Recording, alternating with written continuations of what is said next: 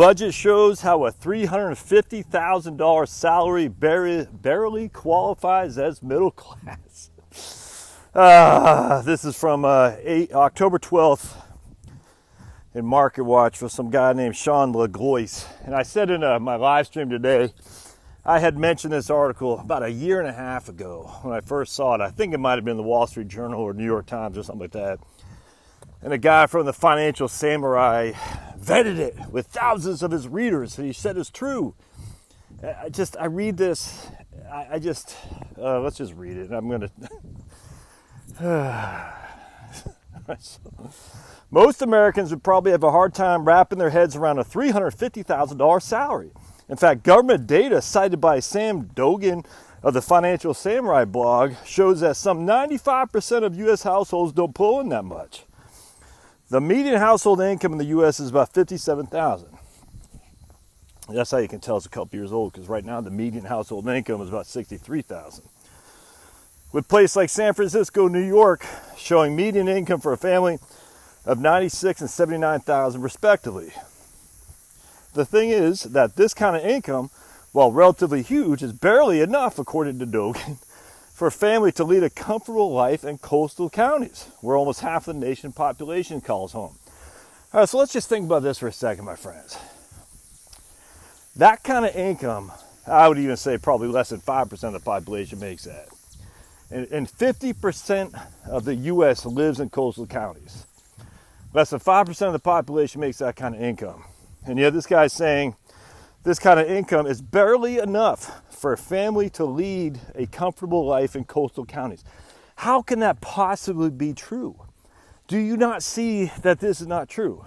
I don't get how any financial person would say, if the median household income in America is X, and these guys are making $350,000, which is in the top 5%, and half of America lives in coastal counties, and this $350,000 is not enough to lead a comfortable life. I mean, those numbers inherently are just flawed.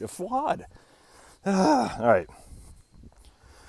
So he says you can certainly live a middle-class lifestyle earning less, but it won't be easy if your goal is to raise a family, save for your children's education, save for your own home, and save for retirement so you can actually retire by a reasonable age. He wrote in a post published on CNBC. So, again, the regurgitation of articles by the media, financial media, and then, of course, the mainstream media for politics and sports media. It's all the same stuff, year over year after year. And then he uses this budget to illustrate his view. And I want to share this with you.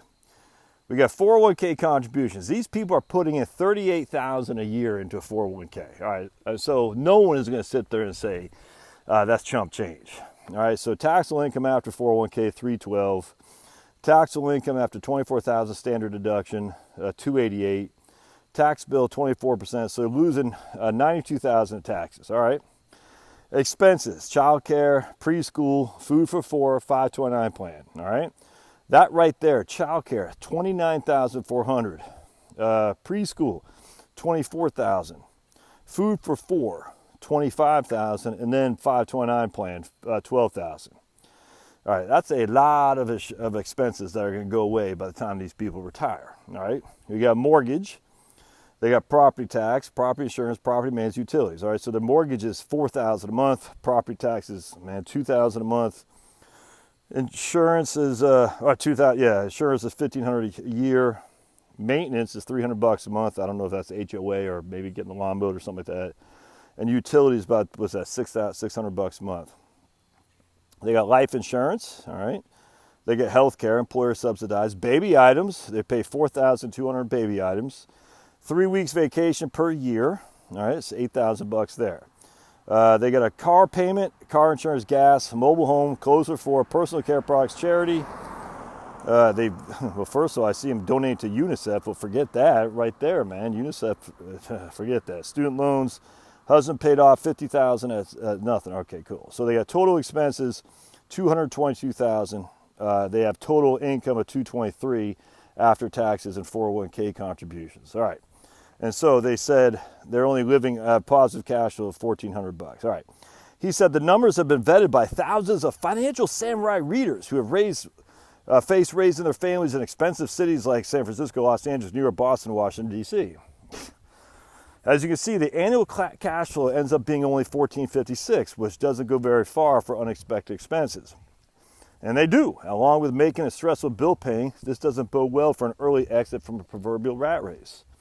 And here's the problem. Unfortunately, despite making $350, this couple will be unable to retire before 60 because they aren't building an after-tax income portfolio to generate passive income. In order for the couple to achieve financial independence, they need to accumulate a net worth of equal to 25 times their annual expenses or 20 times their gross salary. All right, so think about that. Why would they need to accumulate 20 to 25 times their gross expenses, or gross salary, or annual expenses? Could there anything be wrong with that number there? Well, yes, because we know the first four things: childcare, preschool, food for four, and 529 plan. That's almost $100,000 a year. That's gonna be gone, dude. That's gonna be gone. I would even argue the mortgage, and I don't even know what the fair market value of their house is, that's gonna be gone too. So mortgage, because they'll hopefully downsize once they get out of having raising kids.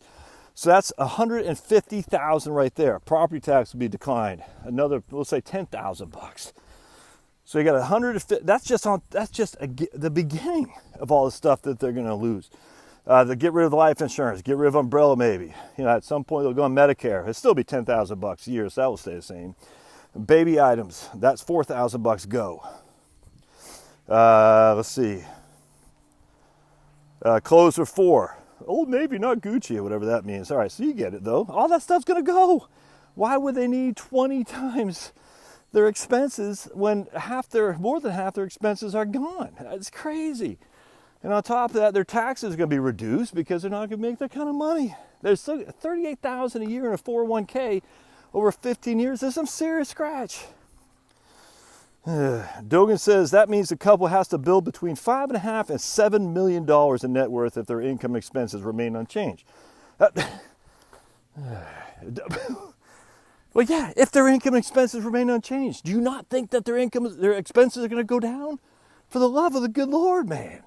What are you talking about? We all deserve to live a middle-class lifestyle, he wrote. Unfortunately, first got to sacrifice more than ever before to get there today. It's freaking bullcrap. Hey, we don't deserve nothing, by the way. You don't deserve anything.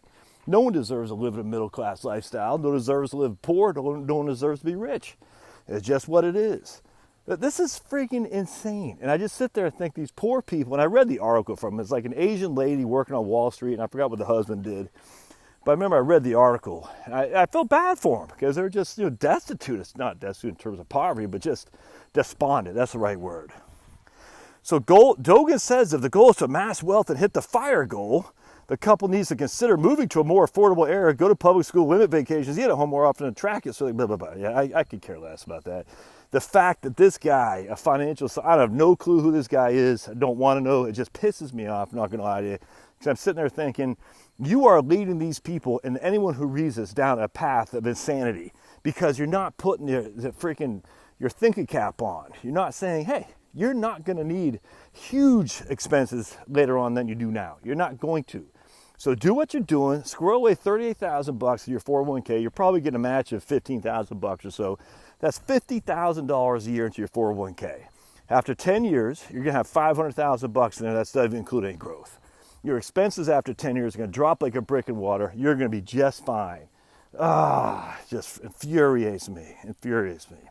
All right, so I don't know if you follow that Financial Samurai blog. I don't. It ticks me off. I don't want to follow it, and I hate to take on other people in this industry, even though I have. We got Money Matters guy, what's that guy's name? Wes Moss. I took on him. I try not to do it by name, but this really right here pisses me off. Because I hate the fact that people don't understand what consumption smoothing is.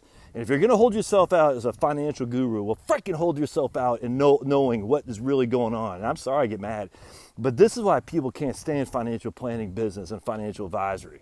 Because they say you need $5.5 million to $7 million to retire. It's bullcrap. You don't need that kind of money. The reason we know you don't need that kind of money is because you're not going to be spending that kind of money when you're 63 years old. Oh, it infuriates me. And this guy, either he's ignorant or I don't know what it is. But the fact that CNBC lets this guy have a voice like that, it ticks me off. That doesn't surprise me, because what does CNBC get? They get advertising dollars from who? From the financial industry, who wants people to be fearful to stay in their crappy old job and invest more. That's all I got to say about that. We'll see you.